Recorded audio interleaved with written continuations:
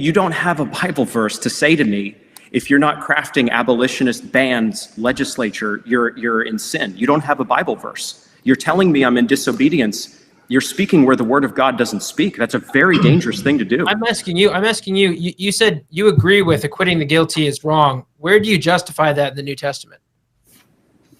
I just tried to answer you. I didn't hear an actual verse. You said we don't have a verse to give you. Where's the verse that says acquitting the guilty in the New Testament is wrong? This is a very interesting question because this is you're illustrating exactly what I'm after. Hello and welcome to the Lancaster Patriot Podcast, brought to you by futureofchristendom.org. My name is Chris Hume. Thank you for joining me today. I have three special guests. I'm going to introduce these men, and then we are going to jump into a discussion on God's law. So first of all, on the top right of your screen there, we have Camden Whitener. Is it Whitener or Whitner, Camden? The Whitener. Oh, I got it right the first time. Okay. Camden is a student at Virginia Tech. He studies statistics and data analytics, and he is from Bristow, Virginia. And you're home for the summer, correct? Yes, sir. Okay. You're going into your junior year or sophomore year? Going into junior year. Okay. I had the privilege of meeting Camden at the Lancastrian Theonomy Symposium last Saturday, so glad you could join us. Also, we have with us Adam Terrell in the bottom left of your screen. He is the author of Public Stoning. Adam lives in Idaho. Happy to have you back on the show once again, Adam. Glad to be here. Yeah, the conference was very helpful. Good. We will get your thoughts on that in a moment. And then in the bottom right, frequent guest Luke Saint, author of The Sound Doctrine of Theocracy and the president of Future of Christendom. Luke, thanks for joining us, and I want to come to you first. Let's start off just by briefly giving a recap, sharing your thoughts on the symposium that took place on May 17th here in Lancaster County on theonomy. Luke, what were your thoughts on that event? Did it go the way you were hoping? Yeah, absolutely it did. I was very pleased by it, and I was impressed with the job that you did, Chris. Chris organized the whole thing. Chris sent out the invitations. Chris, was in charge of basically getting everything together, and Chris did a really great job. And I was very surprised at how many people we had. I was glad to see Adam all the way from Idaho and Camden all the way from Virginia. Camden came with Gil, and great to meet you guys. Great to meet a lot of people. Some people we had from Ohio. And it was a very, I think, beneficial conference, especially about what we're talking about here. One thing that frustrates me when we do conferences like this is I believe that we often address the topic of application. And one thing that frustrates me is whenever you do a conference like this, you talk about application, you feel like you talk about application the entire time. When it's over, people on their questions and their question forms and their Q&A questions and things like that, they come up and talk to you, and one question you always get is like, I feel like there wasn't enough application. Okay, I believe in God's law. Now what do I do?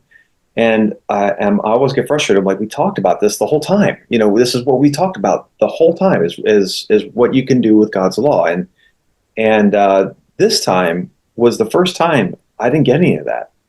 Maybe because there was such a focus on application. It was obvious, no one could walk away saying, okay, what do I do now? It was the whole thing, it seemed to me, to be application of this is how we apply God's law to society, and this is how we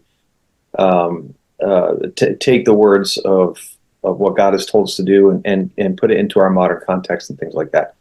So it was very pleasing. Glad to meet a lot of new people, and glad that we could put this conference on. Yeah, one of the great things about it was getting to meet in person people like Camden and Adam that we have interacted with online, whether on Facebook or via podcast with Adam, and getting to meet them in person.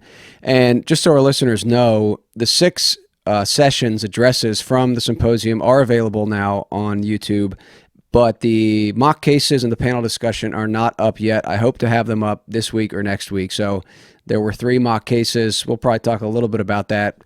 I do have 8 questions from the audience that we didn't get to, so we will get to them. But before we do that, Adam or Camden, any thoughts that you want to share on this event? Was it worth the trip out here? Here's the moment where we'll see if it was worth your time and money to travel all the way to Pennsylvania for this event.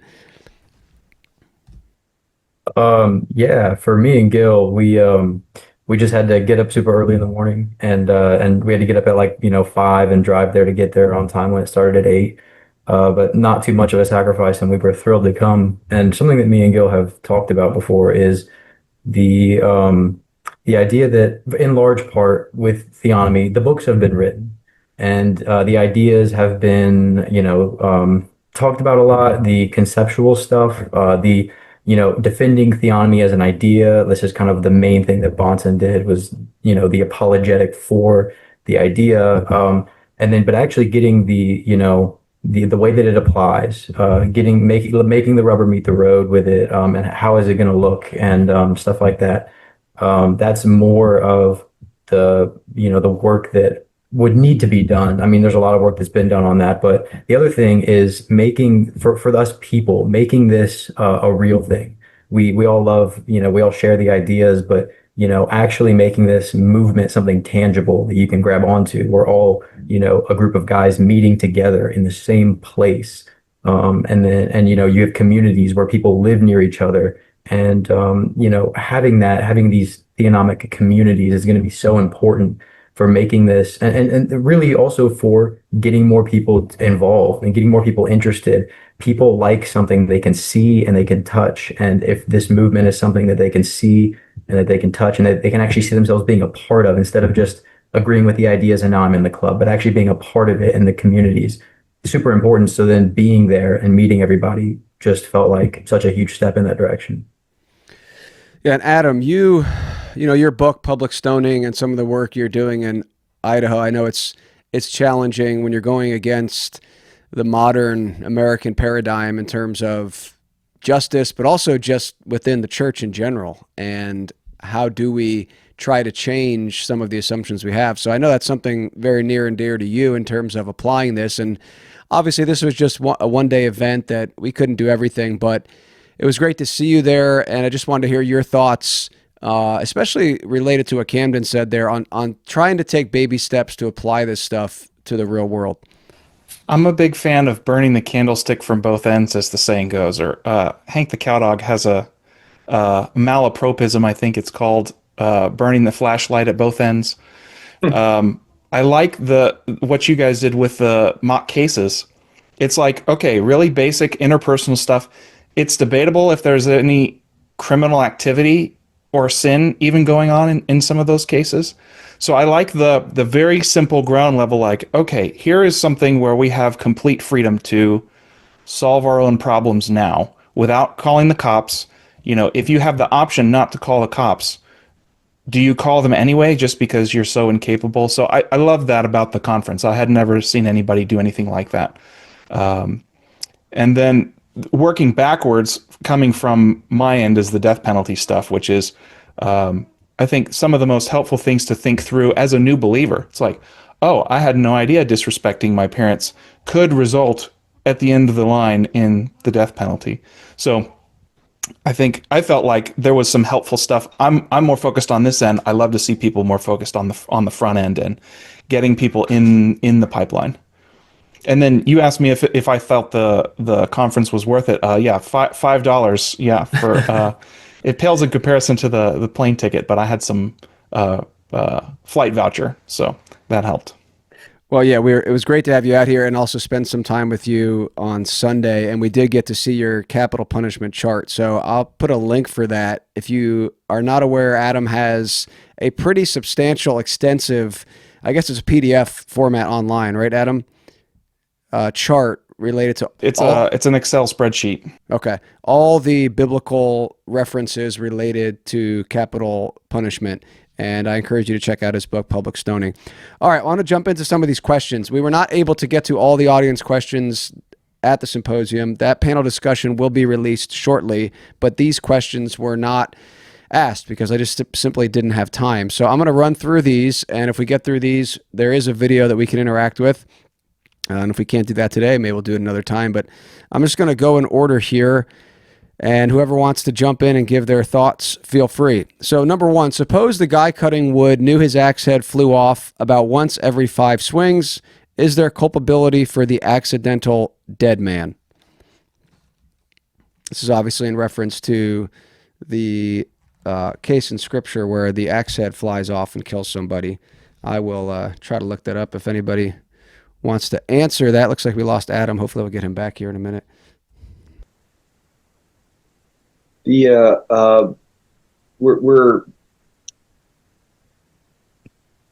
I think sometimes we still think like Americans, trying to put biblical law into God's law rather than trying to pull out what God's law says and put it into our American context. And the axe head question there is, what if he knew that the axe head flew off every now and then? The application of God's law is we've got to take out the automatic prosecution that we kind of live with in our heads as Americans. We just live with this. There's this automatic there's the prosecution. As soon as you break the law, you are automatically prosecuted, whether there was a witness or whether anyone really cares to prosecute you. There's people whose job it is to prosecute you. They get paid to prosecute you. They're not a witness. They don't know you. They have nothing to do with you. They just that's just their job. They just prosecute you whenever you fall out of line or break a law or what have you. In the biblical context, there's nobody like that. There's nobody like that. So we need to think about these questions, realizing that there's no automatic prosecution when it comes to these things. Everything must be taken in context. And again, it's not the civil magistrate who has this automatic job. Now that I found out that you are the one who was swinging the axe head, now I need to grab you and pull you in. No, that's not how this works. This works with accusers who, 2 or 3 witnesses, who build a case, and then they take that case before a magistrate, right? They need to be convinced that you knew that the axe head flies off. How would they know that unless you told them, right? There's no way they could possibly know that. So you have to put that in the context. The person would have to know that you knew that the axe head flew off every now and then, and they'd have to bring up that evidence in court. That's relative evidence to the prosecution, whoever's prosecuting. But again, there's no this is under code X and line 17, paragraph B. If an axe head flies off, here's what the automatic protocol is. There's no protocol here having to do with our modern status understanding of how to prosecute somebody. There's just 2 or 3 witnesses who agree to publicly accuse this person of being neglectful, and then they are the ones who have to carry out the punishment against him. That's God's system. But in our system, we have to ask these questions. Well, what if he knew? And all these nuances and all that kind of stuff. That would all come out during the investigation and the trial. But it all comes down to what people are willing to prosecute somebody unto death for. Yeah, one of the things it mentions in that passage, this is from Deuteronomy 19, it talks about the fact that the man, and this is in the context of the city of refuge, which I don't think we'll be getting into in detail, but it says, though the man did not deserve to die since he had not hated his neighbor in the past. So there's a category there in biblical law that the judges have to make diligent inquiry and determine whether or not this death that happened warrants capital punishment. And one of the arguments we made at the conference and in our work at Future of Christendom is there's a lot of wisdom and prudence needed, but it's needed in the realm of adjudication. Because once you create a law that says, well, if you have an axe, you're not allowed to have these types of axes, right? You got a law in there in place that says, well, someone died from having this axe, so now you're not allowed to have an axe unless you have a permit. Now you've just hampered millions of people from taking dominion because, I would argue, of a lazy approach to justice that places a premium on preemptively trying to keep people safe rather than a premium on wisdom and prudence. I'm going to run through these, so if anyone else wants to make a comment on that one, let me know. Otherwise, I'll keep going here. Well, I was going to add, there's something good, I think, about there being some way to file a report of something. Let's say the axe head flew off and it didn't kill anybody, but it damaged somebody else's property, it might be a good idea to make a reference to that, like, hey, this person has a tendency to be careless with his axe, and he's also got one that tends to fly off. It would be helpful if it's ever going to get to the point of this is now negligent. You've got to have like a warning system, basically. That's referenced in the if a man has an ox that's prone to gore and he's been warned in the past. Well, what is a warning? There's been a report filed. Police reports function kind of sort of like that, but also it's not necessarily something was done about it. It's here's verification. I mean, if you're gonna, you need some kind of verification to be able to put somebody to death. Hopefully there's some paperwork backing all of these facts up. Yeah, that's a good point. And it's one of the things that people bring up and say, well, how could all this happen without our current system? And it's one thing that I think, Luke, you've brought this up with many things. We have many things in this nation and in life in general that are not organized by the civil government, and yet we still have record keeping. I mean, look at baseball statistics. I mean, I don't think there's anything more detailed than the record keeping of baseball statistics going back to when the game started. And it's getting better and better. There's more and more statistics because people care about baseball. So if people cared about justice, you could certainly have record keeping. And it also goes to the point of the magistrates being from among the people, that they're going to know what's happening. They're going to know if someone comes and makes a claim, oh yeah, this guy's negligent, but everybody knows this guy. There's no evidence against him. Whereas it's much easier to lobby and influence a legislator, 300 miles away in order to pass a piece of legislation that will hurt your neighbor. That's much easier than to go to a local magistrate and try to get a righteous man to be found guilty. Any other thoughts on that before we move forward? Luke, anything you want to add on that? As far as the record keeping, Yeah. I mean, it's funny because sometimes even the big baseball guys, like the announcers, I've seen them during baseball games. They'll, as they're commenting on the baseball game, this really bizarre stat will just appear out of nowhere. And Cam, you could probably talk to this as your field.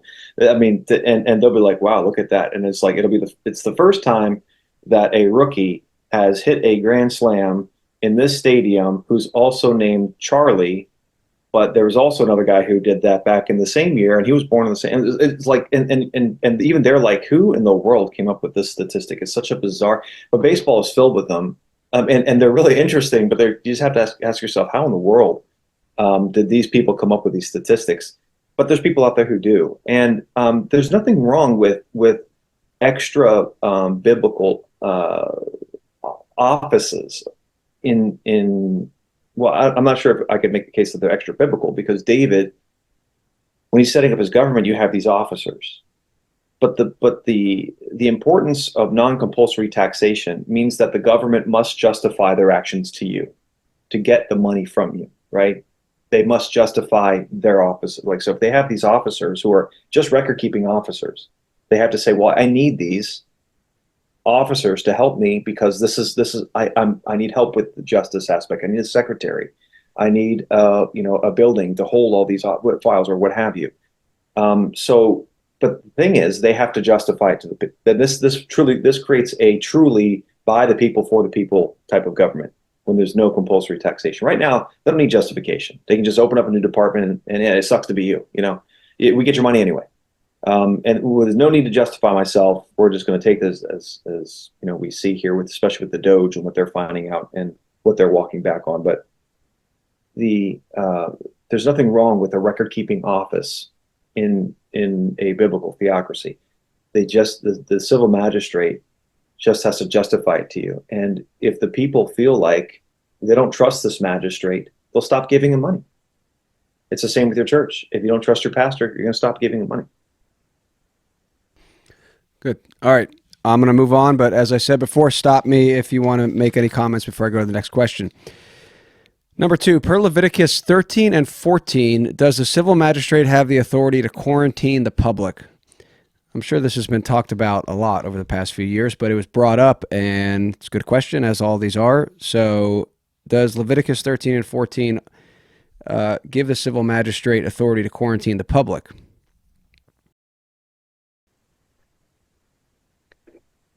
That brings up a question about, what is the priesthood? Because if I recall, That's the priest that's doing all of those things. You go, you show yourself to the priest, those That's kinds right. of things. Yes. Yep. The priest is to examine it, and I mean this is there's a lot of text here, but it's a law for cleansing lepers. Without getting into it too deep, what I would say is this, and then you guys can comment on it. You certainly have in Leviticus 13 and 14 certain requirements for a quarantine, if you will. Now, one of the questions is that related to merely joining the assembly and the ecclesiastical realm, if you will, or does this relate to the civil sphere? But once again, we have to approach this from the biblical framework, not from our statist framework. The idea of quarantining the public, as we have experienced it, I don't think the magistrate has any authority to do, because once again, the biblical context of justice is the magistrate having cases brought to him. So the magistrate could hear a case brought to him where someone was known to be sick and intentionally went out of their way to spread that disease. Now, I'm not saying that he should be found guilty or what the punishment should be, but that would be the context that we'd have this discussion in, not a preemptive quarantine by the civil magistrate saying no one's allowed to leave their home. That would be my short answer. Anybody want to add anything to that?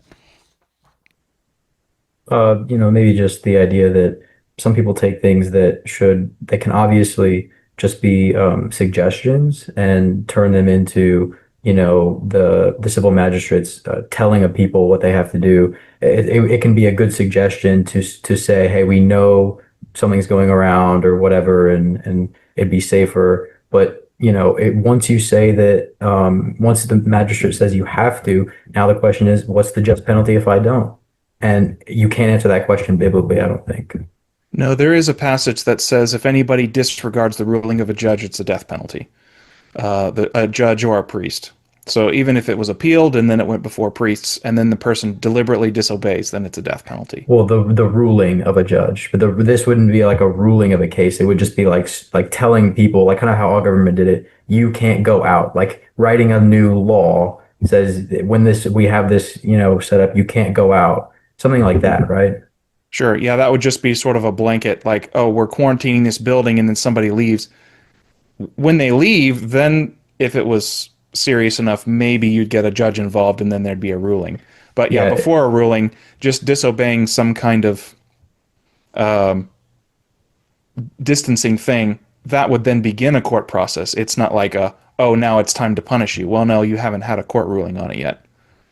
I think that's a good point. I think we discussed this, Luke and Adam, when you were over at my house. That's a good point, Camden. And it's, again, something that's often missed, because if we don't have the biblical framework, we will, I think, assume many things.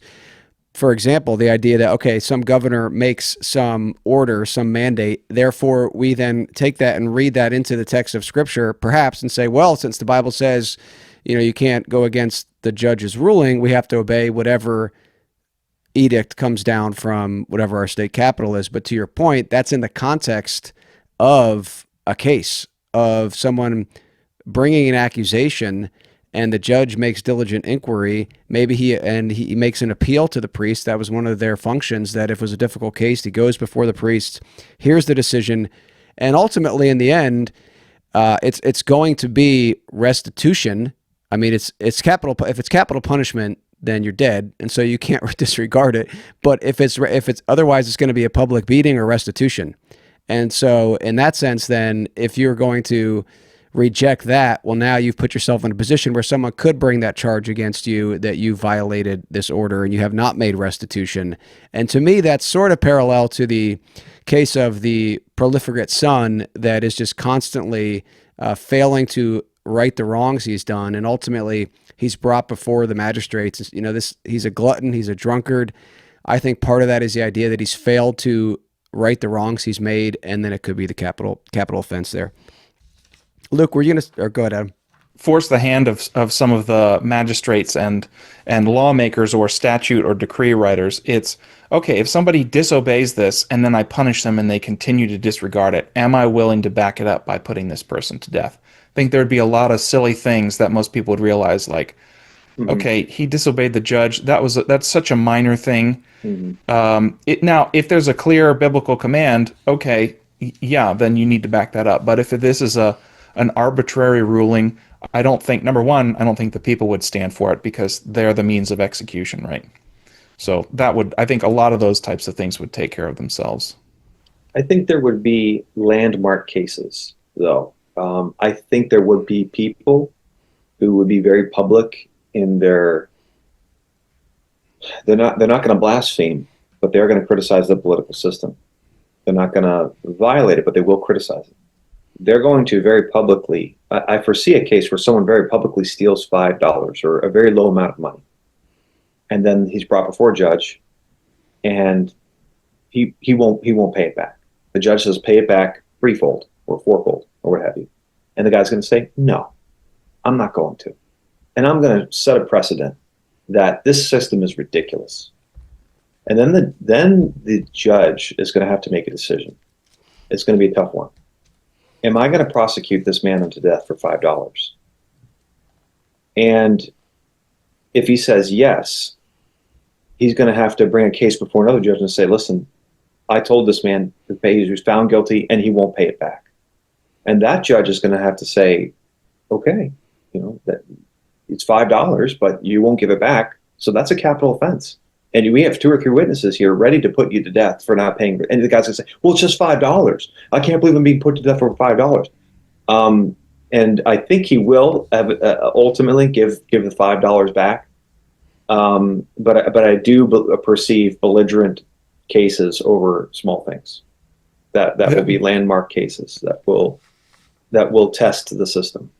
And before it gets to that point, there's always the option, unless it's a murder or something where you're not allowed to redeem it. There are things like that. Somebody, like if you didn't pay your bill at a restaurant, somebody could step in and pay your $5, and the restaurant's like, cool, we don't care who pays it as long as we get our tip, or whatever your bill that you didn't pay. Yeah. Versus somebody like going out and stealing something. It might get, if the guy does it and then somebody steps in and tries to pay his fine and he's like, no, I'm not going to pay it and I won't let you pay it for me either.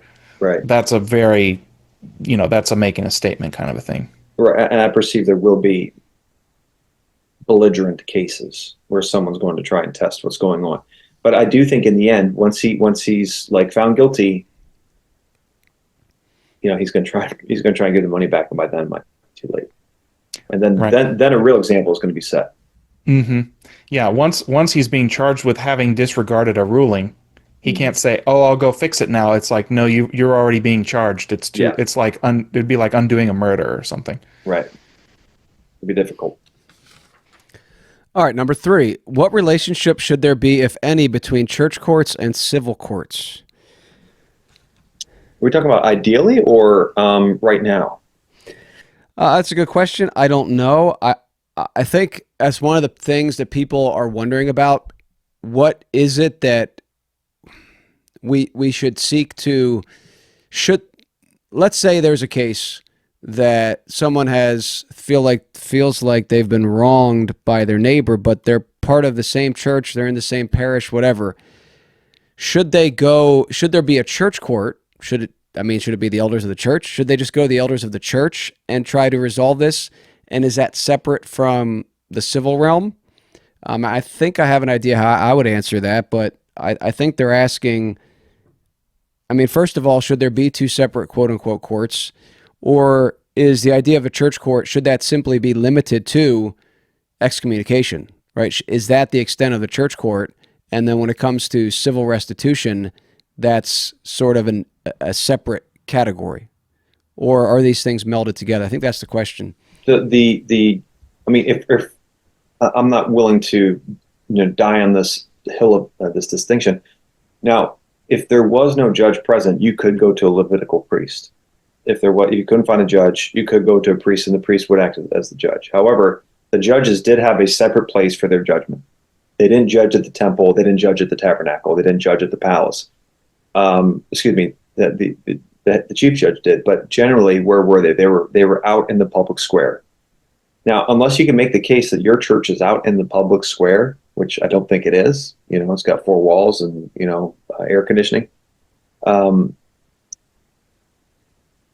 I don't see that church courts and public courts, civil courts should always be the same thing. Ideally, I think that you can have church and you can have church courts, but the problem is that you're going to interact with people who are not part of your church, and you're going to have to go to a civil magistrate to deal with these problems, and that would be at the gates, in the public places, in the public square, where these judgments were given. So ideally, I do think you can have church courts, and we already kind of do have them with elders and stuff like that, excommunication. But I do foresee that even if we all become Christians tomorrow, we're still going to need the civil magistrate, as defined by God. I think about this in a pretty different way than most people. I think believers, we're supposed to have our own in-house civil magistrates, and there are a lot of things that we're not allowed to adjudicate on our own, unless somebody's passed the bar and been elected judge and all that stuff.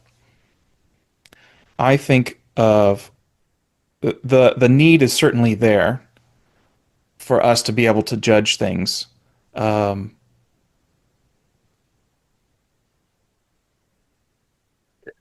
Adam, we should be able to judge ourselves in all matters. Believers, that's the whole gist of 1 Corinthians 5 and 6, is that how dare you go to an unbeliever?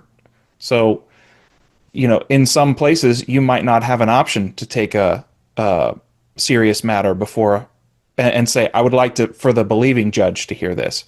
If you don't have that option, then that's a terrible judgment on us. Okay, right. So if you're in a situation where you're kind of forced to go before an unbelieving magistrate, or just you can't do anything because none of the Christians are competent, that would be a bad situation. Would you say, in your position, Adam, and I'm just trying to understand it, that the ideal would be we have Christians in the church or churches that can generally deal with most of the problems, but if there is something, let's just say it's a capital offense issue, that we would hope that there would be Christians in the civil realm, that they would go before the Christian magistrate in that case? Yeah, if it's a matter involving all believers on every side, Paul said you should rather be defrauded than take it before an unbeliever.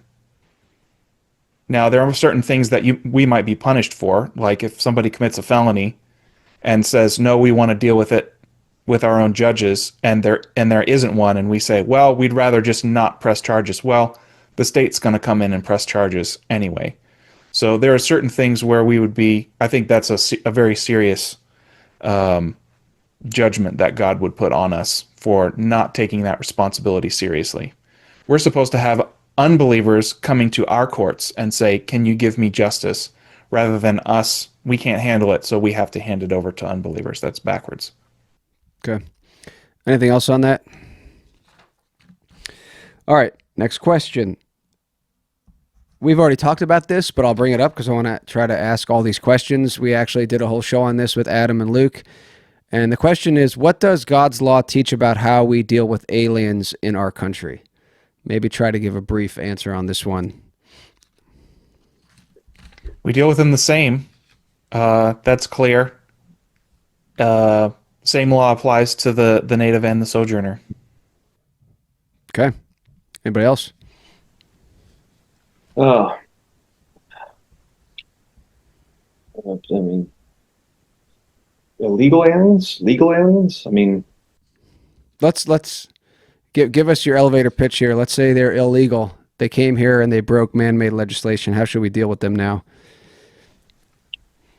well, I mean, the Bible says you're supposed to love the stranger like you love yourself, and we do believe as Americans and hopefully as Christians in the principle of innocent until proven guilty. So I'm in a position of loving the stranger like I love myself until he indicates that he's not my neighbor, but he's actually my enemy. Then suddenly my attitude changes. But as far as illegal aliens, what do we do about them?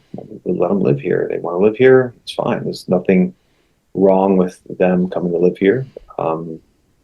God's law does not punish people for crossing borders, doesn't force people to ask the magistrate if they can cross a border. The magistrate does not give them the responsibility to regulate the thoroughfare of a nation. And what God's law does do is punish blasphemy. It punishes theft. It punishes rape. It punishes murder. And it punishes kidnapping and enslavement.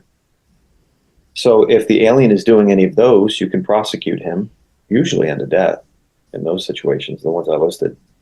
But if he's just living here, I don't see why I would treat him any different from the other guy across the street, whom I also don't know. I don't know that guy's name. He's white, but he could be from, Denmark. I have no idea who he is. I have no civil responsibility to go and find out my neighbor's backgrounds and whether or not they're here legally or illegally. The civil magistrate is not meant to investigate everyone and ask them questions before they come across a border. That's not what they're meant to do. And to pick up somebody and put them back where they came from when they didn't do anything wrong is unjust. It's not wrong to violate 2025 American immigration border policy. Would you say it becomes a little stickier, Luke, when you have the concepts like public property, and now all of a sudden somebody's coming in and you've got a collective group of people that make decisions on this, okay, highways, now this is state property or public property? Yeah, see, I don't think we would be asking that question if we had God's law, because no one would be walking in here. I don't walk to Maryland. I don't walk to Maryland because I can drive. I just cross the border in my car. So why would anyone walk here? Why would anyone need to violate someone's public property to get into this nation? There would be no need to do that. The reason they do that now is because it's illegal to go in where the government says this is the road into the nation. And if we had this, they wouldn't even drive in. They'd fly in. They would just fly in and they get off and they go around an apartment or what have you, come on a boat. They just do it just like they did at Ellis Island. They didn't need to violate anyone's private property. Now, given the example, the chance that there is a violation of private property, the private property owner is allowed to protect his private property unto death. If he feels that there are people on his private property and he doesn't know what they're there for, it's just a big group of people and they're all coming at him or what have you, name the scenario, and he pulls out a gun that is not illegal in God's law and he starts firing, the situation will be brought before a judge. And the man could say, well, people have been crossing. I don't know what they're doing. I have my wife, my children here. I was in a posture of protection. I called out to them. They didn't answer me. And maybe it's a big misunderstanding, but that guy is justified in protecting his property if he doesn't know what's going on. If people are abusing his private property, then he has a right to protect it, even unto death. I would say at nighttime that's true. In the daytime, it's like, okay, if somebody passing through, are they damaging things? Okay, well now you can take somebody to court for doing damage. The same way if somebody, backed into your car or something. Yes, I'm predicting a scenario of misunderstanding on both parties, right? Obviously, if someone's going to attack you during the daytime, you're allowed to defend yourself, right? If you think that they're attacking you, you are allowed to defend yourself. So I'm predicting a scenario where he thinks he's being attacked because there's a big group of people coming at him. He's calling out and they're not answering, and they're all military-aged men. I would get a little scared, and I would shoot first and ask questions of that later, because their right to be on my property is not as important to put my children and my wife's life at risk. So I'm going to prioritize my wife and my children because I don't know what's going on. Now, if you're talking in the situation you're talking about, if it is daytime and some guy's he's got his stick and he's got his lunch bag and he's walking through a path. Or he's leading some cattle and they're trampling on your crops or whatever. If he gets unjustly killed, his family would absolutely have a case against the person who killed him, even if it is private property. But if there's things like, I warned this guy, I told him if I saw him in there, he keeps abusing, he's cutting my fence, I told him to stop, and he wouldn't do it, and he keeps on abusing, takes his cattle over my crops, and then he shoots to kill him, then that again would have to be brought before a judge.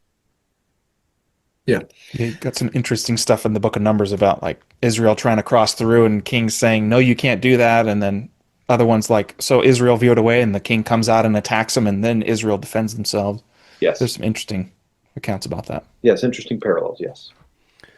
Yeah, a brief comment on that case. I think there's a couple different views, although I think we might agree on the thief breaking in at night. My understanding of that passage is some people interpret it and say, if he's breaking in during the daytime, you're not allowed to kill him. I think the point is generally thieves break in at night. They commit their wickedness at night. That's a general statement. I think we see that also in the New Testament. Those who commit, this is a paraphrase, wickedness, do it in the darkness. They won't come to the light. But if the sun rises on him, in other words, if he was successful and now it's daytime and now you go and find him and now you kill him, even though he's not a threat to you anymore, then I think you're liable in that case. I don't think the determining factor there is whether or not he attacked at night. That's just the general context. And you're not justified to go out after the fact and say, well, this guy broke in last night and he could have done damage, or maybe he did even, but now I'm going to kill him after the fact instead of bringing him before a magistrate. So that's a whole other topic. All right, let's keep going with these. Do taxpayers really owe involuntary federal, state, and local debts? If so, what can be done about debt slavery? This is a huge question as well, but we'll try to briefly address it. Yeah, I think bringing back the whole Babylon parallel, you could have had Jews, and there were Jews who were saying, you know, how dare Nebuchadnezzar come in and take us and make us his slaves? Well, I think the reason that God gave Nebuchadnezzar power over the Israelites is because they were being wicked. And so, you know, you had prophets who were saying, oh, this is going to be short-lived. We're going to be back in 3 years. God killed the prophet who said that. He's like, no, you're going to be here 70 years. You're going to serve Babylon well. You're going to be good slaves. And that's your punishment. And you need to learn your lesson. I think to a large extent, the church is in that same position. So where I'm not all gung-ho on saying taxation is theft. It may very well be theft in the heart of the ones collecting the taxes, but thinking about what is God using the magistrate for, I think in this instance, God's using the magistrate to punish us. It doesn't absolve the guilt of the government authorities for taxing too much. They're doing it for, I think, evil reasons. But in another sense, I think, rightly so, Israel learned to shut up at a certain point in Babylon, stop complaining, be faithful, pray for the city, seek its welfare, and then eventually you'll be allowed to go back and govern your own affairs in your own land again. Right. The thing that makes it judgment, and that makes it, a punishment is that you are under an unjust ruler who's doing unjust things to you. If it was okay what the ruler was doing, then I don't know why it would be considered judgment, right? So it's just kind of implied there if it's judgment that shouldn't be happening. Yeah, not that it shouldn't be happening, not that like God shouldn't be punishing his people, but that it's not like a good thing on the weapon of God's wrath part, the person. Yeah, the question is, why did God sustain Nebuchadnezzar in succeeding? Because there were all kinds of people that God defended the Israelites from, the Philistines over and over, the Canaanites that he allowed them to destroy. There's I just recently read the account of Achan, who coveted the silver and took it, and then the Israelites were like, let's go take Ai. This is a really small city. Don't send too many guys up there. We don't want to inconvenience our troops. Just send like 2,000 to 3,000 people. We'll take it pretty easily. And I think Ai was a city of 12,000 people. And so the Israelites are like, they're hot off of recent victory. They're super confident, but Achan has disobeyed and taken some of the things under the ban. So they go up and then they get chased down, and they're like, what's happening? Why are these people able to defeat us? And I think it was because God was against them as well. Once they righted themselves, they took care of Achan, then they went up and they were able to take the city, no problem. Yeah, one of the things when there's a conversation between Jesus and Peter, I believe, and talking about tribute, Jesus says to Peter, to whom should be paying this? And the sons or the servants? And I'm butchering this. Yeah, he says, is it lawful to pay the tax and do do the kings take the tax from their sons or from others? And Peter Right. says, from others. All right. And then Jesus says, so as not to, The sons are free. the sons are free, but so as not to give offense, let's pay it or whatever. Jesus never pays it, but Peter takes the money from the fish and he pays it. So in that sense, I agree with you, Adam, on the idea that it is certainly at the very least descriptive of what happens when a people are conquered, that the conquerors will by nature seek to take advantage of those people. They've conquered them. They're going to make them pay the tribute. So in that sense, I understand what you're saying, but I also am partial to it. Camden saying, namely, okay, what is our standard that we appeal to if we are ever going to be free? How should the magistrate be funded, and who should be required to make restitution basically at the point of a sword? And I have a hard time reconciling the biblical system of justice with the idea that it is a just application of restitution for the magistrate to say, you have to pay me this much just for the fact that you exist, and if you don't, I will punish you. I agree that is a descriptive reality of what often happens, but I don't think it is what we should be working for and what would be just for us to do. Now, how do we get out of it, and should we pay the tax? And again, I talk about this in my book. I mean, it's interesting. The question that Peter asked to Jesus, or that Jesus sought to answer, was not whether or not it was just for them to force you to pay the tax, but whether or not it was just for you to even pay it. And it certainly is, I would say. Face of modern evangelicalism, which is like the fact that you even question paying taxes is, that means you're not a Christian, basically.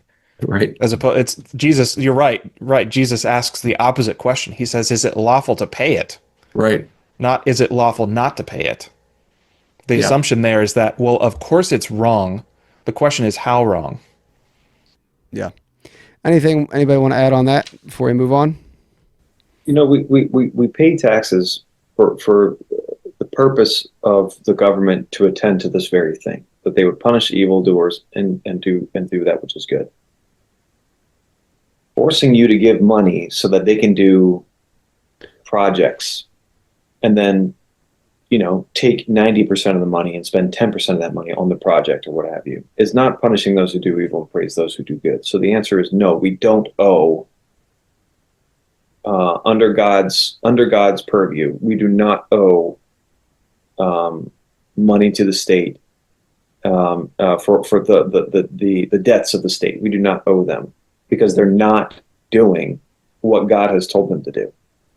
And I could come to your house and you could agree to pay me to put a new roof on, but then I come in and I demolish your pole barn. And I could say, well, look at all the good stuff I did. Look at this, it costs money. It costs money for me to demolish your pole barn. Gas, I had to pay people, I got to clean it up, all that kind of stuff. You owe me the money. And you're going to say, no, I paid you to put a roof on. You're not supposed to be demolishing my pole barn. And so anyone who says, oh no, you got to pay money, it's like, no, you don't. No, you don't owe any money to the people who are not honoring God with their money. They use that money to fund Planned Parenthood. They use that money to promote the chopping off of children's genitals. They've used that money to educate children that Christ is a fraud, God doesn't exist, and the Bible's a lie. That's what they're using that money for. Let's not pretend and not mince words about what they're using the money for. It's not noble ends here. We're not giving it to freaking Walmart. We're giving it to God-hating pagans who use it to promote secular humanism, baby murdering humanism. That's what they're using it for. So no, God's not going to judge you if you don't give money to the baby murderers. Yeah, Paul addresses that. He says, pay tax to whom tax, honor to whom honor, tribute to whom tribute. Right. And then he says, owe no one anything except to love one another. So we should aspire to not be required to pay taxes. How do we get there? That's a much bigger question. Yeah, it's a bigger question. And as I've argued, I mean, we should pay our taxes to whom they're due. And then I think that's Luke's point. I think it would be a sin to not pay your taxes to a magistrate who is administering justice. You don't deserve justice then, I think God will bring judgment for that as well. Huge topic. We'll cover more of that later than we have in the past. Let's do maybe one more of these, and I do want to get to, and there's a few more I didn't put on here, but I want to thank everyone who submitted these questions. All right, this one is from Shaq, who's been on the show before. This is his follow-up, and he was asking, well, let me just read what he has here. I don't have the initial question, but follow-up. If the accuser does not cast the first stone, how does the magistrate carry out justice? So we talked a little about this afterwards. If, can the magistrate, the question was, can the magistrate himself basically just establish justice? It says in Romans he bears the sword. In my conversation talking about this, I said, well, it's kind of representative. Obviously, the magistrate can't be the one that does everything. So what are our thoughts here on this question of, can the magistrate carry out justice without accusers willing to cast the first stone, or witnesses? I'm using accusers and witnesses kind of interchangeably here because obviously someone who's a witness is willing to make that accusation. Yes, I saw this person do this, and I'm willing to cast a stone. Yeah, it's an interesting point. I think in the American West, we think of accusers and witnesses as not necessarily the same thing, but I think under biblical law, they have to be the same. And yeah, I would, my understanding would be that wanting to accuse somebody and then being unwilling to cast the first stone, if it's indeed a death penalty, I think that'd be tantamount to admitting I don't really think he's guilty, or maybe I didn't really see it. I think that it should be clear to every accuser, if you're gonna bring a charge, you have to be able to see this all the way through. Otherwise, what are we doing here? If you're just gonna say, actually, yeah, I wanted to charge him and get it on the books, and there's a record that he's guilty, but then I don't want him to actually die. That's a very curious situation. I don't know that the Bible addresses it directly. We'd have to kind of extrapolate some things. There's a couple of instances of where Saul makes a rash vow. Mm-hmm. Jonathan doesn't hear it. He eats some food. Saul says, all right, well, it's time to kill you. And all the people nullify that. They step in and interpose, and they say, you're not going to do it, because number one, it wasn't in Jonathan's heart to disobey you, and number two, that's a rash vow. And then as soon as Saul dies, David becomes king. The two guys come in and bear false witness, saying they thought they'd be rewarded. Hey, we killed Saul. We did it. You're welcome, David. David points out to one of his young men, kill those guys right now.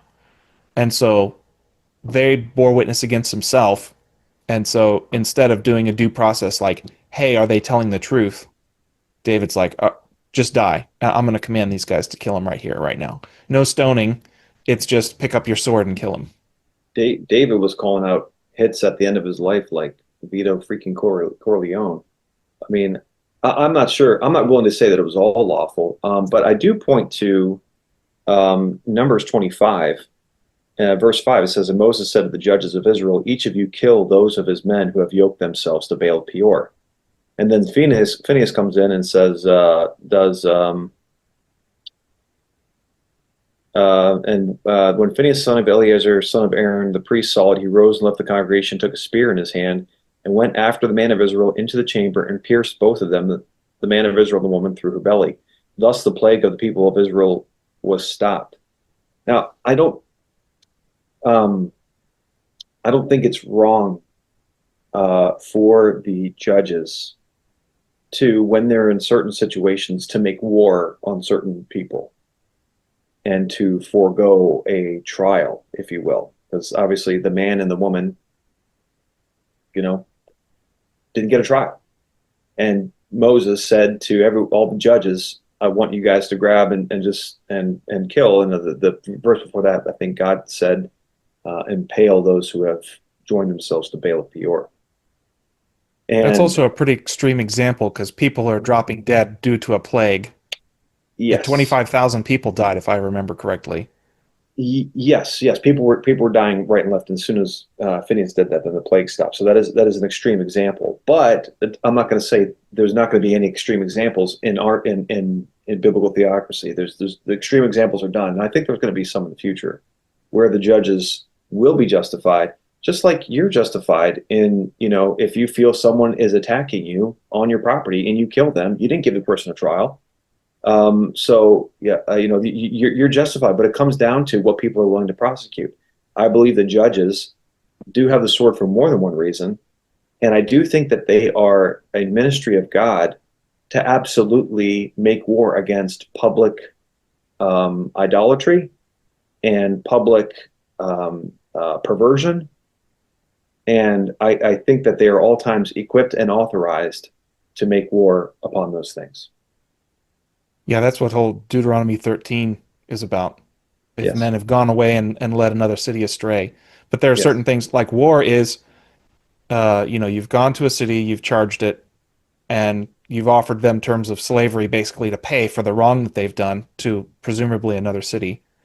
At a certain point, it's war, and there's no trial for each individual of these, Right. 100,000 people in the city. It's Correct. if they're older, if they're a man and older than a certain age, you kill them. They've had opportunities. This has all been laid out clear. Yeah. The people who aren't doubling down on their sin are going to flee, and then you're going to deal with the people who are guilty that are left. Mm-hmm. Absolutely. Well, I don't know how anyone who actually seriously listens to these discussions can think that what we're talking about is libertarianism, but that's a common charge that we get, because at least with the position that Luke and I are putting forth, and many of the Meta Future of Christendom, and this will lead us into a video clip I want to play here. The position being, namely, we don't need new legislation from man in order to establish justice. We need wisdom and prudence in order to apply these things, and we do not claim to be the wisest men on earth by any stretch of the imagination, and there's going to be many cases where there's difficulties and matters need to be searched out, and there's going to be some real serious cases like Luke mentioned, and there's going to be some very mundane cases that also require a lot of wisdom, but we don't need new legislation in order to establish justice. And when some people hear that, they automatically recoil and accuse us of anarchy or libertarianism or liberalism, simply because we're questioning, even just questioning. I thought we're all about asking questions, right? We're questioning the modern system. I call it modern. It's not new to our time, of the legislative branch, although I think it's been ramped up and it's bigger and more believed in than perhaps ever before. And that's one of the things that I was talking the other day with someone about. The problem with what I submit, the problem with our system, is that people have immense faith in it. They have faith in this system to give us justice. It's what they're taught from a very young age in the government school. This is what makes us great as a nation. It's your duty to vote for the legislators. If you're going to do one thing, get out there and vote for the legislators, and that is what is going to continue to make this a great nation. And we're just questioning that, some of us more than others, and asking, do we need more legislation, or do we actually need to have these difficult conversations, and then the even more difficult work perhaps of applying it and just applying God's law. So I want to go to a video clip here. We have a few more minutes. I want to play a clip that is not related. I think that's all the questions I'm going to go through. Any other comments on those, or the symposium in general, or anything we've talked about before I play this clip that will kind of bring together some of these things as it relates to God's law, and where do we look to for wisdom in the Bible? Any other thoughts before we get to that? There's a verse that comes to mind, I believe it's in the Psalms, where it says, woe to those who frame injustice by statute or decree. Psalm 94. Psalm 94. And I think that's exactly what applicable to the discussion. And I think it all stems from, like you said, it's a thinking that we just need more laws. And I think we just don't have our definition of law correct. Law doesn't change except with a change in the priesthood. Statutes, decrees, extrapolations, we agree we need those. The question is, how much of that is healthy? Yeah, well, I want to play this, but before I do, one of the things I want to mention here is, so there was a recent debate between John Speed, T. Russell Hunter on one side, and then Doug Wilson and Joe Rigney on the other. Did you guys get to see that? Yeah. I saw part of it. Adam, you didn't watch it? Okay. So they were debating incrementalism versus abolition. And generally speaking, I'm on the side of the abolitionists. But as I was listening to this debate and then the follow-up, there was a post-debate interaction that I have a clip to play where Owen Strachan makes some comments about the Old Testament versus the New Testament and justice. So I want to play that clip. But as I'm thinking through this debate, my main critique, I guess, again, I'm generally on the side of the abolitionists, but my critique is they're arguing against the man-made legislation of heartbeat bills, and I'm with them. I'm like, yeah, that's a bad thing. But then what they're arguing for is other man-made legislation. Basically, we still need new laws in order to establish justice, and it's not enough with the legislation God has given us. Now, I get where they're coming from in that system. They're saying, well, this is a system we have, so this is what we're going to do. But that's kind of the same argument that the incrementalists are making. They're saying, well, this is the system we have, so we're just going to work with it. And the abolitionists are like, well, no, you shouldn't do that. If God hasn't called us to do that, be faithful, do what he's called you to, and leave the results in his hand. And I'm thinking, well, why not just take that to the next step and say, God hasn't called us to create new legislation. The problem, the fact that we have innocent blood being spilled in this land and people not dealing with it is not because we haven't yet created the best version of man-made legislation. It's because we've abandoned God's law and we refuse to enforce that.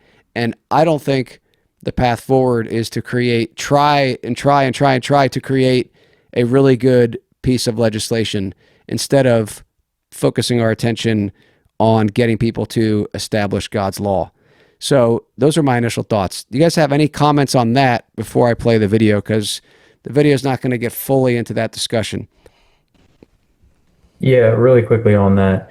The idea that in this current system that we can write a law to the end that the game ends, I think is not true. I think in this system the game never ends. So just the idea that we can get to a point where we take our deep breath and we've done it, and justice has been established with this new man-made law that we have. I think you're right. I think that, and I think that the game never ends. You don't actually reach that point in this system. So if you're trying to strive for the end, it wouldn't be any man-made law. That wouldn't be the end of anything. Yeah, I agree. Anybody else? I know I've lobbied for representatives in Harrisburg to pass bills of equal protection. So I don't have a problem. If we're going to have a legislature, they don't get a pass to say, well, we don't have to follow God's law. If God's law is not being recognized, then the people who are elected still have a moral responsibility to do what they can with what they have. Do they have the ability to make laws? Yes. Do they have the ability to pass laws that can protect and outlaw murder? Yes, we have that ability. Okay, then you should do it. All right, if you're in that position. I don't think the abolitionists are making the case, though, that their job is done once they pass a bill of abolition, though. Chris, would you say that that's what, are they saying that? I mean, I think what Camden's saying is, and I'm very sympathetic to the abolitionists as well. I mean, I have many that are very good friends, and I get what they're doing, but I am just kind of questioning it because I think, and Camden, you can correct me if I'm wrong, but I think the idea is like their main focus, and they would acknowledge that there's other stuff you can do. There's sidewalk counseling, and they acknowledge that. But the main thing that needs to happen in order for justice to be established in their argumentation is we need an abolition bill. And what I'm saying, and I think Camden's agreeing there, is that's definitely not the end in the system, because all that does is just gives the next generation of lawyers another bill to work with, right? Another bill to find loopholes in. And this is one of the arguments that some people even make, and they say, well, we already have, even in our man-made system, we already have laws against murder. We don't need an abolition bill. So even in our man-made system, there are some people that would argue and say, we don't need an abolition bill. We just need judges who are willing to enforce the law. So in that sense, they're kind of actually closer to the position that I'm arguing for. And so part of it is strategic, but based on the Bible, and this is the abolitionist argument against the incrementalists, is they're saying, yes, we get your strategic argument. You guys think that the way forward is to pass a heartbeat bill if you're going in the direction of outlawing all abortion. That's our strategy. And the abolitionists are saying, but you can't abandon biblical principles and biblical law in your strategy. And I'm just saying, I think that they're kind of doing the same thing maybe when they say, well, what we want is equal protection under the law. And this is something I'm kind of ignorant of. Someone commented and said, well, Chris, you don't understand the abolitionist position. And maybe I don't. I mean, ultimately, I'm trying to be biblical. But they said the punishments aren't something that are essential to the position. So I'm sitting there thinking, well, for me, it wouldn't be just if we had a piece of man-made legislation that said, you know, if you murder your baby, you get a year in jail. Now, they might try to separate those things, but I don't think you can separate the penalty from the crime. Yeah, I think that, I'm not saying all abolitionists say this, but it seemed like some were pushing back on me and saying, maybe you're too idealistic, Chris. Like, no, we can, as long as we outlaw abortion for, murder for any age, we've won, even though we don't have the biblical penalties. Now, maybe I'm ignorant, but someone brought that up. But that kind of goes to my point that, well, how is that just? Because it seems like the abolitionists are saying, we want justice. And I'm like, hey, yes and amen. We can't go against the Bible, even in our pragmatism. You know, pragmatism is great, but you can't go against the Bible in your strategy. They're critiquing the incrementalists, and then they're saying, you know, but it's okay if we sign a bill that doesn't include the biblical penalty. Right. And just a little clarification of what I meant. It's not that, so I don't think any of them are ill-intentioned, at least, you know, the people that I can read and listen to and hear from. And again, I'm just so partial to them. I would consider myself, for, you know, what it's worth in the debate, an abolitionist in their camp.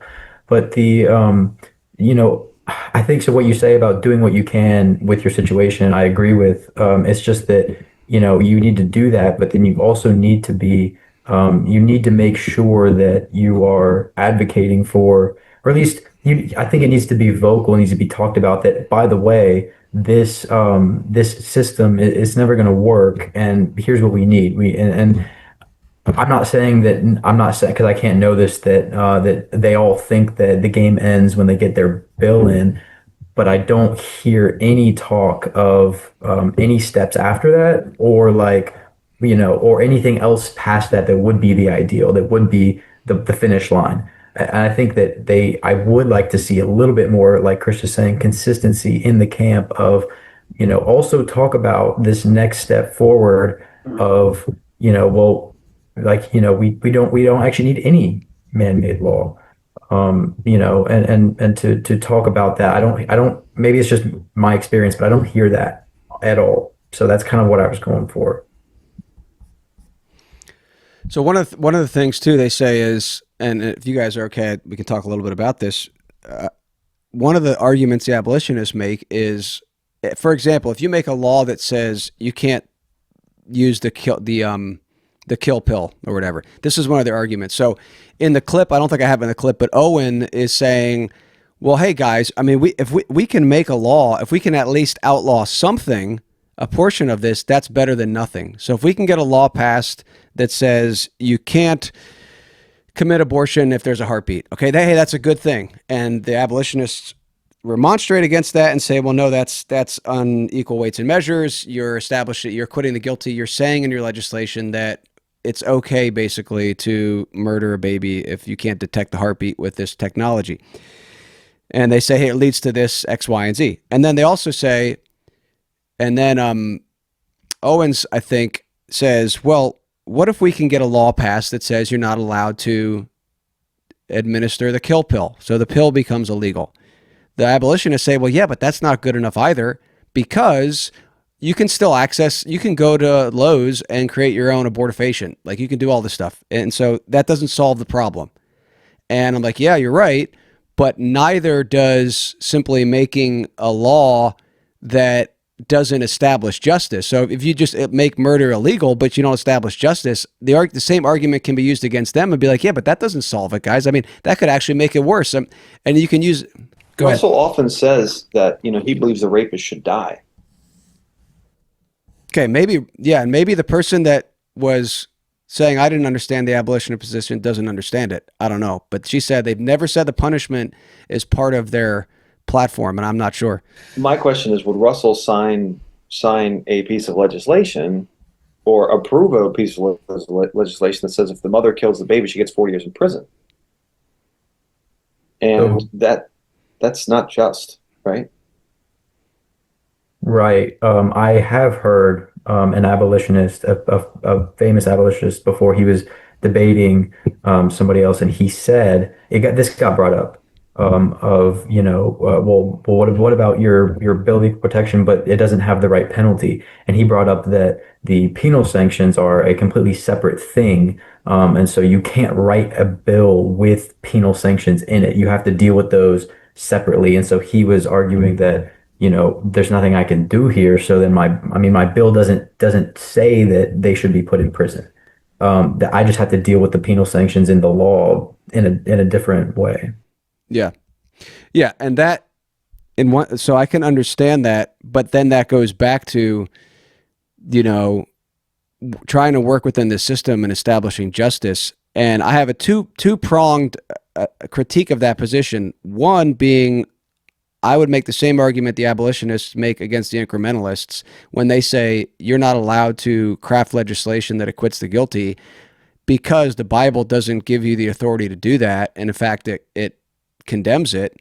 I would use that same argumentation to say respectfully, nor does the Bible give you the authority to craft legislation at all. Secondly, I would say it's not pragmatic either.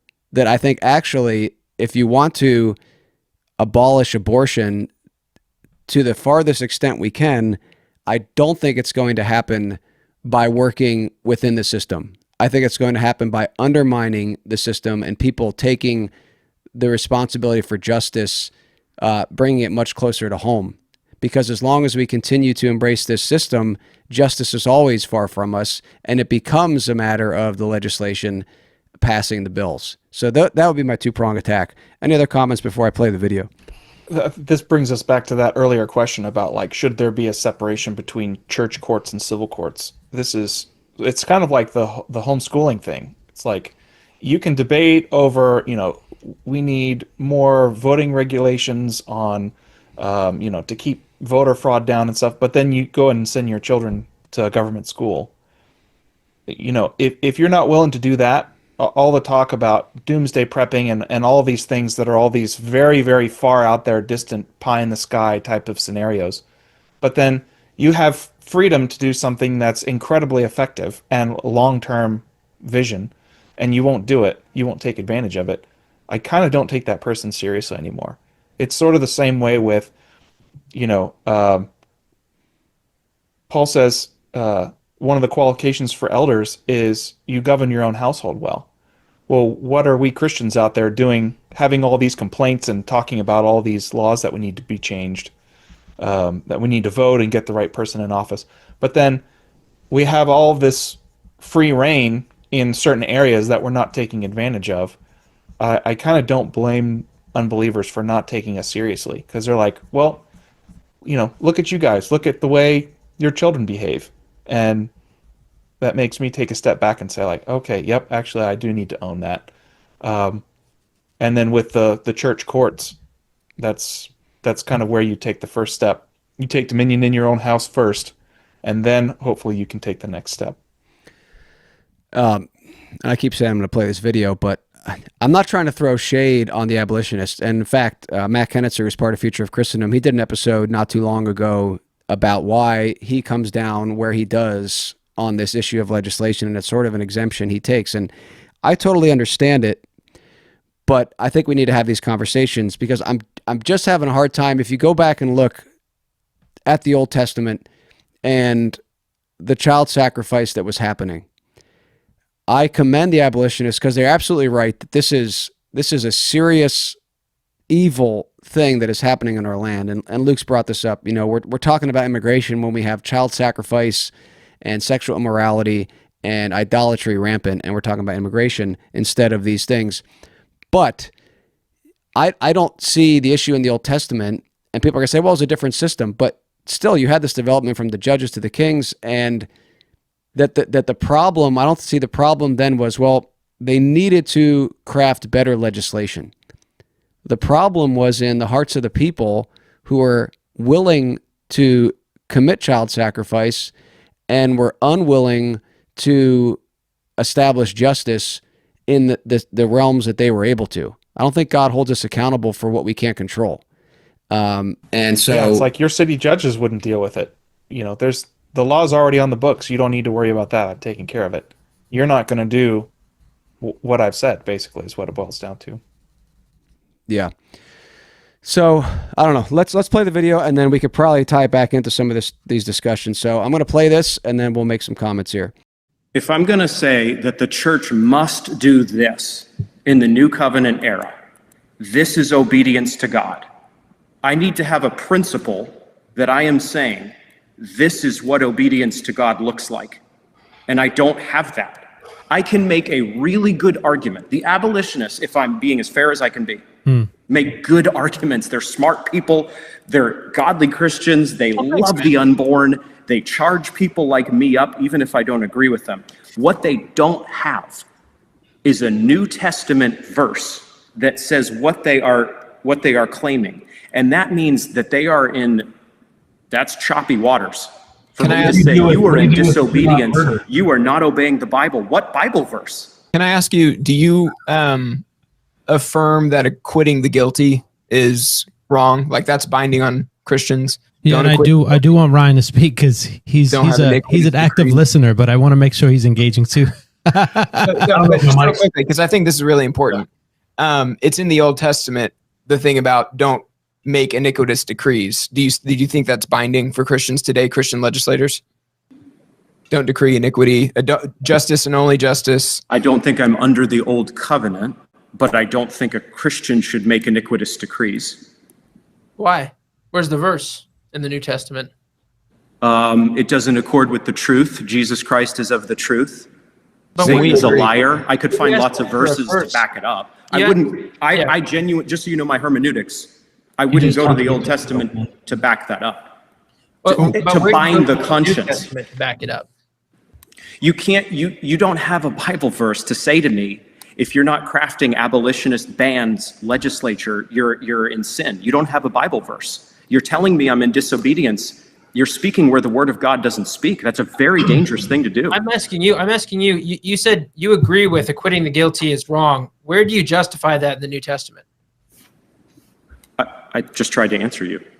I didn't hear an actual verse. You said we don't have a verse to give you. Where's the verse that says acquitting the guilty in the New Testament is wrong? This is a very interesting question because this is you're illustrating exactly what I'm after. The New Testament doesn't give us all the hard and fast laws that we sometimes think it does. What it gives us oftentimes are broader principles that we then have to work out in the gray areas. So for example, if I know that lying is a sin in the New Testament, I could find verses about it. If I know that's in Paul's vice lists, for example, then I'm going to work from there to the principle. I'm going to work from the principle to the application. But what I'm not going to do is say, here is an application, and this is, if you don't obey this, you are in disobedience to God, and you're faithless, and you're sinning, and you're compromised. You don't have the New Testamental grounds to say that. I totally disagree that we need a New Testamental grounds. I mean, I think the Reformers would not do that either. I think it's as far as you can't bind my conscience, though. You can make your case. You can build a case in a gray area. But you can't tell me I'm in godless disobedience as a Christian. You don't have a verse you're citing. I just don't think Isaiah was talking about a gray area whenever he said, "You shall not." Right. Oh, and can you say that on any particular sin? Can anyone say that about anything? Like any person who wants to indulge in their sin, they could just say, well, the Bible doesn't clearly state that this is a sin, so I should, it has to be a matter of conscience. So there's two things we're talking about, positive and negative. I'm saying the positive call to go form abolitionist legislation, which is what the abolitionists say. The pro-lifers aren't doing what we think they should do. They're in disobedience. Okay? This isn't a negative thing. The positive call isn't there. So we end up in law. We end up with, this is what happens when you are driven by law and legalism. And you're not making a good case for the gray area application. You're saying, you Christians who don't do this, you're in sin. Meanwhile, you don't have a positive text to stand on. Luke, your initial thoughts? I've got so many. I look at this guy and I'm like, what purpose does he serve? Who is platforming this guy? Who is listening to this guy? I don't get it. Who is the person that's like, I want to hear more of him? What is the institution that gives him money? What is going on? It's like shameless politics that he just did there. Just absolutely shameless. Won't answer the question directly. Nickel and diamond people over small things. And when the curtain and the mirror gets put on him, suddenly he's like exempt from it. I don't have to answer your questions.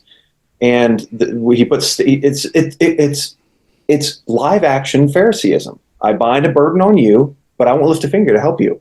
I don't have to do that. You have to answer. You need to provide a New Testament verse. How about you? Well, I don't need to. Well, why not? Oh, long political answer, long non-biblical answer. It's just, I'm like, who in the world is giving this guy money? Why is he still around? Why are we putting up with him? I don't get it. What purpose does he serve? Does he have some sort of like spiritual insight to, I don't know, like the book of Acts or something that I don't know about? Did he write a book? What is this guy doing in Christendom? Why are we talking about him? Why is he on the show? And this is one thing I absolutely love. Sorry, Luke. I just sorry for platforming him. No, not on this show, not on this show, but like on like what is he doing with a podcast, or like why do people invite him on?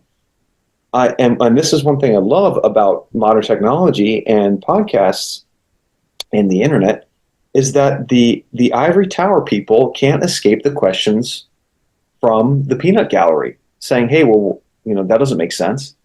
What you just said.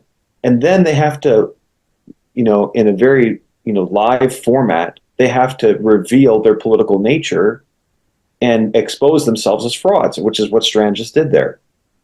And I'm so glad that he was exposed on that. But I'm just like, why are we still talking about this guy? What is he doing? Who are the people that are like interested in what he says? It's so weird that this guy even has a platform. I just don't know what purpose he serves. He's probably very nice and might get some money that way. Adam, you're very nice. How come you're not platformed? Huh? What is he doing that you can't do? That's what I want to know. Does he just have the right uncle? Was he in the right place at the right time?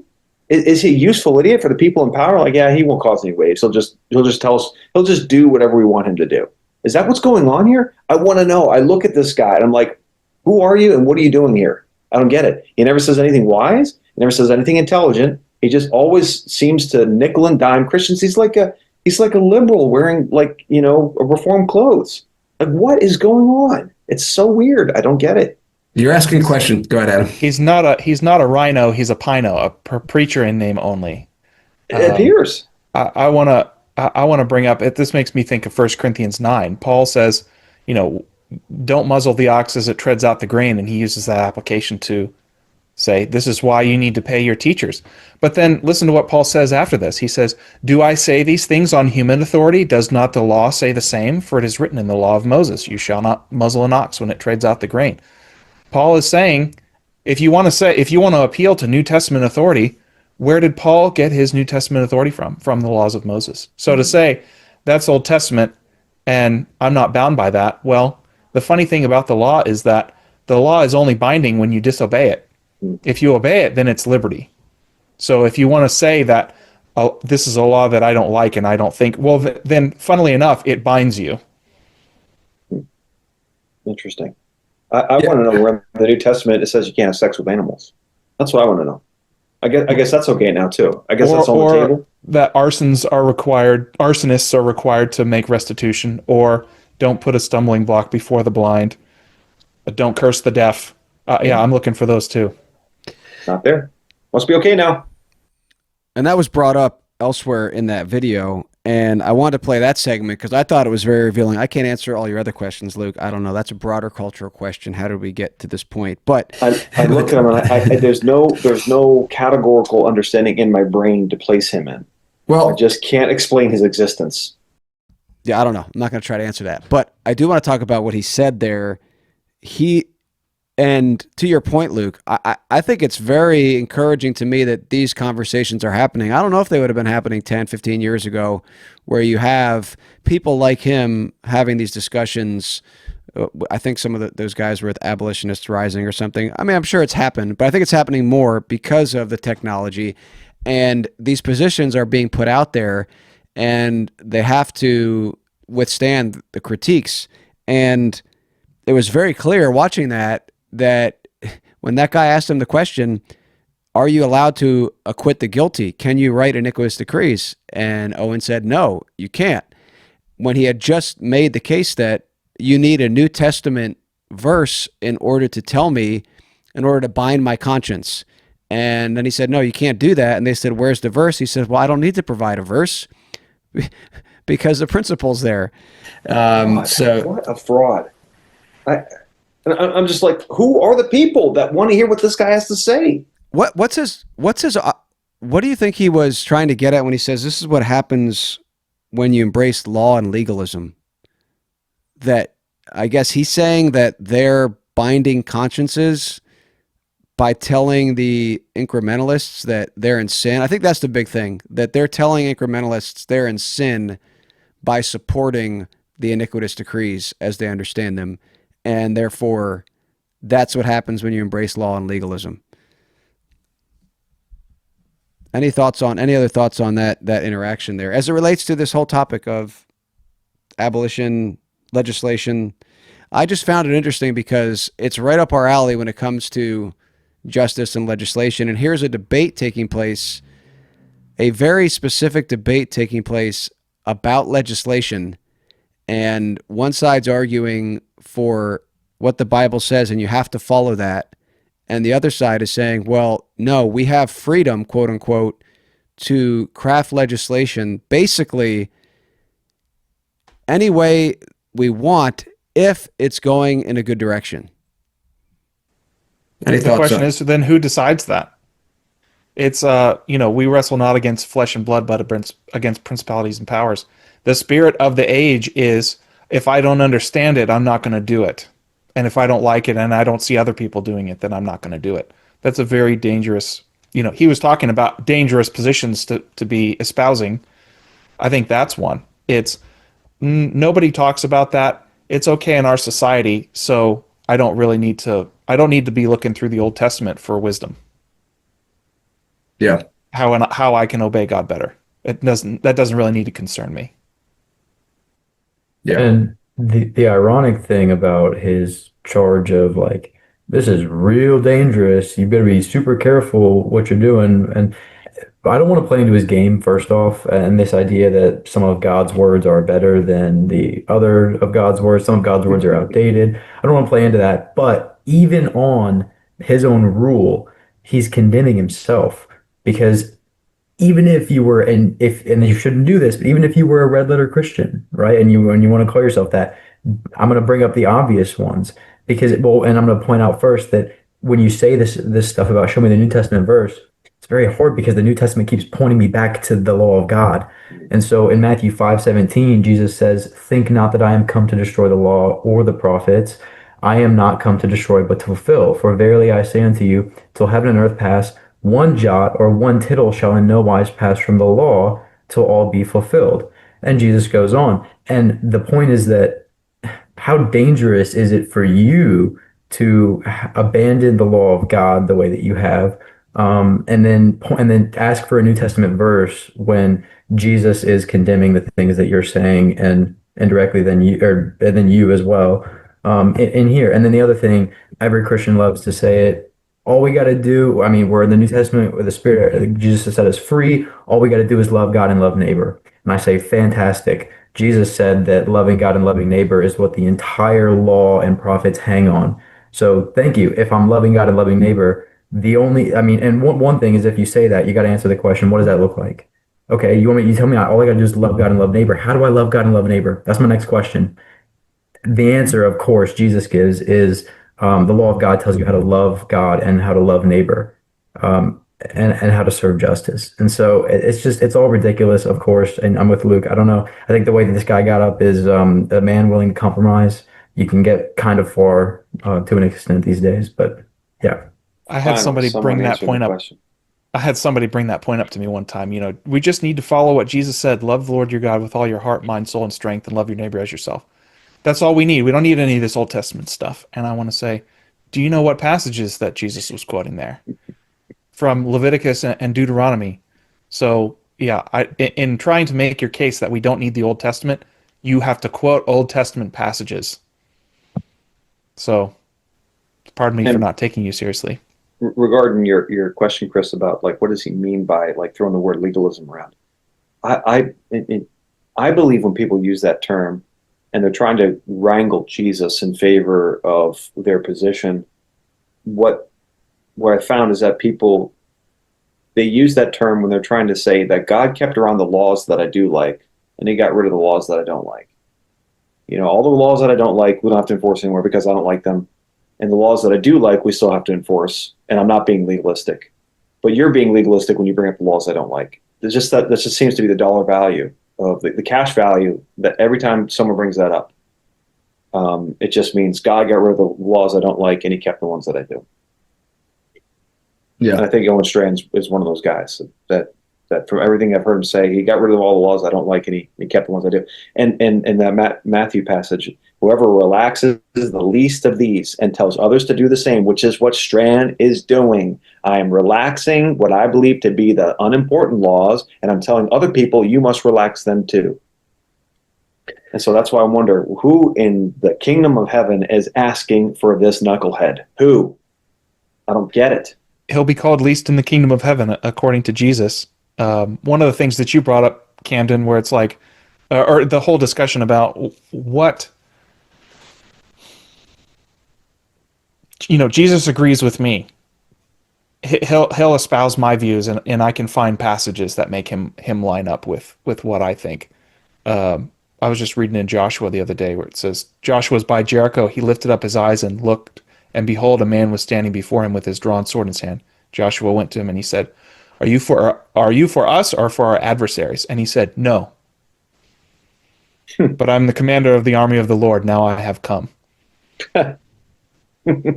That's Jesus. You don't put him in a box. Mm.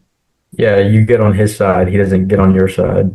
What passage was that, Adam? That's Joshua 5 in the middle of the chapter. Oh, praise the Lord. That's fantastic, Verse 13.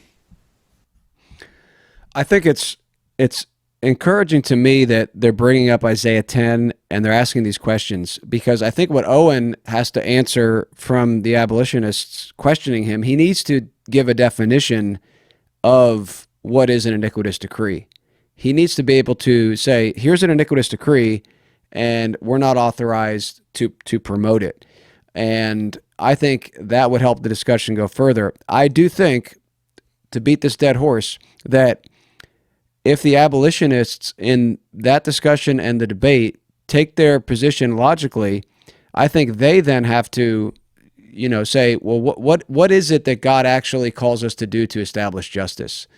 Does God call us to create and craft new laws, or does God call us to follow his law and find godly men who will administer justice? I mean, one of the things that's happening now, and it's been happening for decades, is that people don't take the law seriously anymore.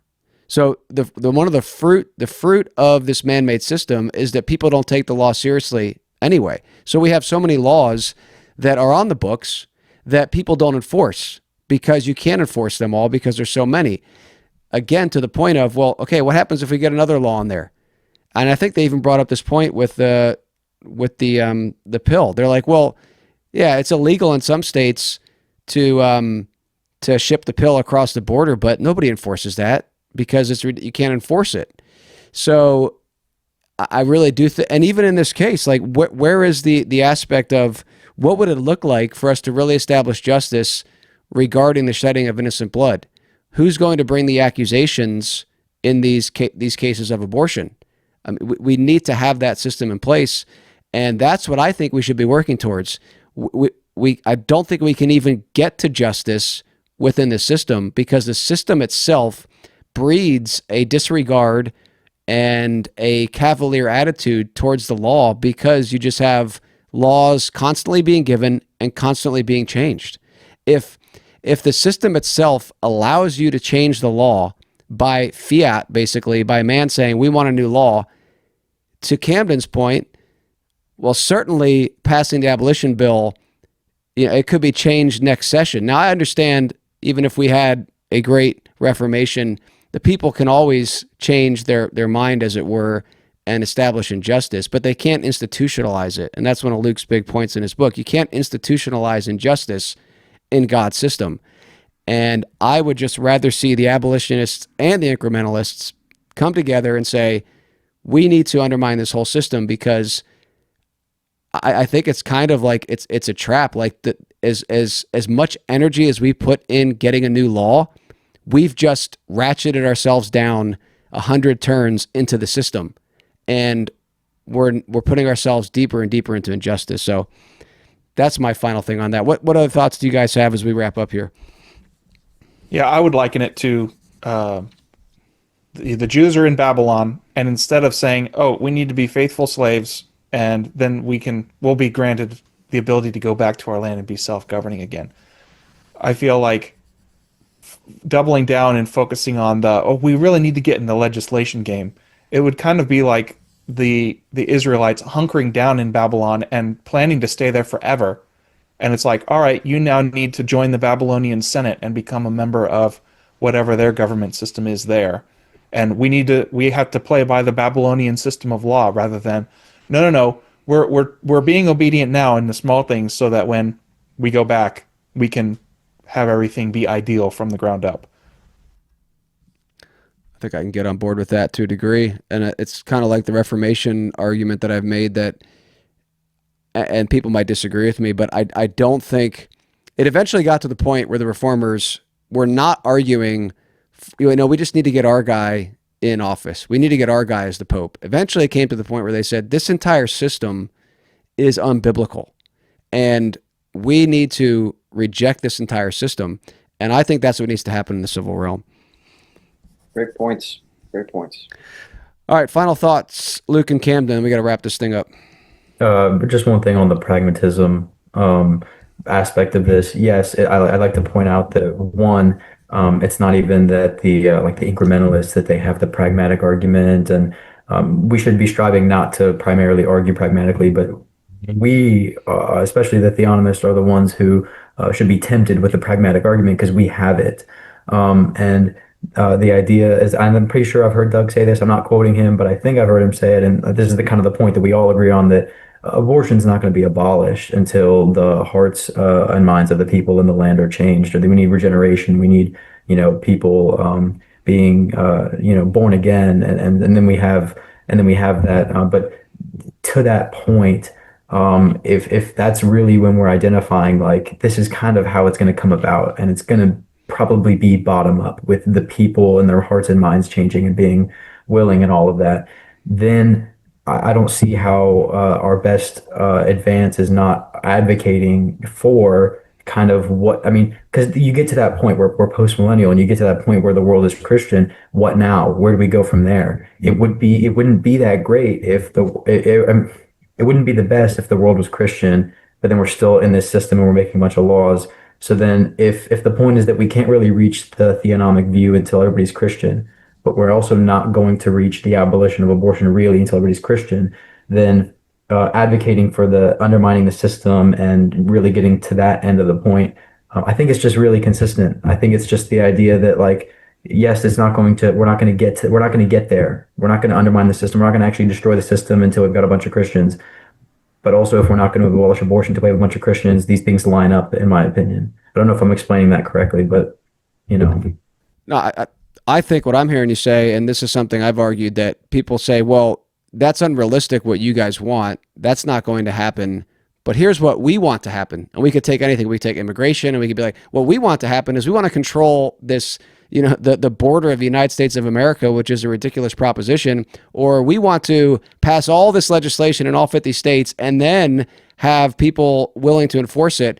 And that can happen, but what you guys are saying can't happen. And I actually agree with you. I think that actually the thing that is more likely and more pragmatic that would have a long-term effect is if people have a paradigm shift and reject the paradigm that we're operating from that has given us all these problems. So I don't know if that's the same thing you're saying, but that's how I hear it. Luke? I'm not so convinced that we need a massive movement of the Holy Spirit before we see these things come in. The pagans can see the wisdom of God's law without being regenerate. That's the promise there of Deuteronomy 4. They can see, well, this makes all the sense in the world. And what other nation is like this? That, you know, so I mean, if that's what God is going to do, then that's what the Lord is going to do. But I'm not so convinced that's what we need first. I know James White is big on that. Like, well, we definitely need that first. But whichever one comes first, I'm fine with. But I'm not 100% convinced that we need a massive movement of the Holy Spirit before this. I mean, there have been so many things passed through Congress where the majority of people did not believe in the transgender movement. Let's be honest. The majority of Americans don't believe in transgenderism, but we're getting it shoved down our throats anyway, right? They don't support it. They don't believe in it. They're just too afraid to say anything about it. Yet a dedicated minority was able to get in there and start pushing people around. Rushton often talked about the power of a dedicated minority. Now, that is assuming that we use the system that we have. But I look at the Puritans and the separatists, and they seem to me to be a dedicated minority, and they did a lot. I think the job is not easy, but it's simple. What is our responsibility? What can we do? We just tell the magistrate what their responsibility is. Here's your responsibility. Here's what I want from you. I'm a Christian person. And when the magistrate says, what do you think the magistrate should do? I'm going to tell you exactly what I think you should do. This is your responsibility. It's not this, it's not that, it's not that. This is what it is right here. And I believe the church has a responsibility to tell the magistrate what his responsibility is. As it is right now, the church refuses to tell the magistrate what his responsibility is. It won't tell him what it is. Because we won't even tell ourselves what. We won't even tell ourselves what. We can't even get to the magistrate. We can't even do it in our own gosh darn churches. But I do believe that there have been historic examples of the church preaching the law of God, and preaching what is right, and preaching what is true in such a way that the society has been affected positively down to the person. And we can see that, and we can have it happen again. It happened in Magdeburg. It happened with the Stamp Act. So it's not unrealistic for us to maintain our message. No matter what happens in our country, we have the same message. Magistrate, we want justice. We want you to punish those who do evil, and we want you to praise those who do good. That's it. And I think that was the groundwork that was laid for the spread of the gospel in Acts. In all the cities around, they had Moses taught every Sabbath in the synagogues that were outside of Israel. So I think that lent itself very well to the spread of the gospel. Amen. Now, I want to say, in my understanding, it's not simply that, okay, we need massive regeneration across the board, because I actually don't have a problem, and this is one of the things the Christian nationalists are big on, and I don't have a problem with the idea of, if you want to use the term Christian Prince. Now, I don't agree with their framing of it, but I have no problem with someone, quote unquote, at the top saying, here's what we need to do. Because what you do need, whether or not people's hearts are regenerate, you need people who are willing to follow the law or the system that is given to them. And I would argue, to your point, Luke, one of the reasons that we can have something like transgenderism or whatever get the traction and have the influence, negative influence that it does, is because we have most of the people not necessarily agreeing with transgenderism. I don't think they do. But you know what they do agree with? The legislative system that has been given to us by the framers. And so if it has somehow made it through that, they are now beholden to it. And I have no problem with a governor or president saying, you know what, guys, disregard all that. Disregard the Congress, disregard the legislative branch, and establish justice. Now, that would probably mean war, but that to me would be a just war. And so I'm fine with having those discussions, because the Christian nationalists are all about, no, we got to get a guy at the top. We got to have him, if he's up there, he can do it. And I say, well, yeah, if he can influence the people to do what he says, that's true. But what is he going to influence them to do? And if it's not to establish justice by God's law, then I don't think we've necessarily made any progress. But it can be a small group that influences the majority, but you need the people to establish justice. I totally agree with all that, by the way. I just want to clarify, not to say that it has to happen that way, but that I just think these things tend to go together. But certainly everything you guys are saying, and that it certainly I wouldn't want to motivate anybody to be like, well, we're nowhere close, so then we shouldn't try, right? Of course not. Yeah, I mean, Luke, you and I talked about this with Pete Hegseth. Like, there was an opportunity for a guy to stand firm on his previous convictions, and he backed down. And let's see, hopefully he'll do some good things anyway. But he had an opportunity to potentially influence a lot of people, and he didn't do it because he felt like, well, this is not going to go well. And whenever we have these massive changes in history, you have people who are willing to take the risk and people who follow them. So, and he was being pressured by something that no Christian nationalist would be caught dead giving into, and that was a woman. He was being pressured by women, and he caved. Yeah, all the women. Yeah, they're all women, and he caved, and the Christian nationalists on there justifying it. It's like, what are we dealing with here? Anyway, that's a different discussion. Yeah. All right, well, I think we got to wrap up. Thank you all for coming on. I really enjoyed it. Adam, what's the website people can go to find out about your book and then also download that chart? voluntarytheocracy.org. And then if you want that Excel spreadsheet of all the capital offenses, it's voluntarytheocracy.org/stoning. And then you'll click the very first link. It's the Chapter 4 resources, God's ideal design, I believe. Okay. Go check out Adam's book. Check out that resource. Camden, thanks for coming on. Hope to have you on again.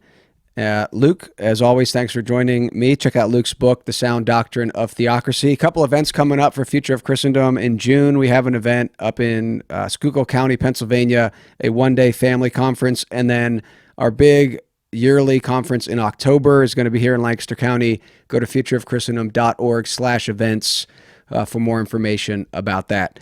Thank you for listening. If you have any questions that you want us to cover, send them in. You can email admin@futureofchristendom.org or just comment on this video, and we will try to address them. Until next time, remember that Christ, not man, is king.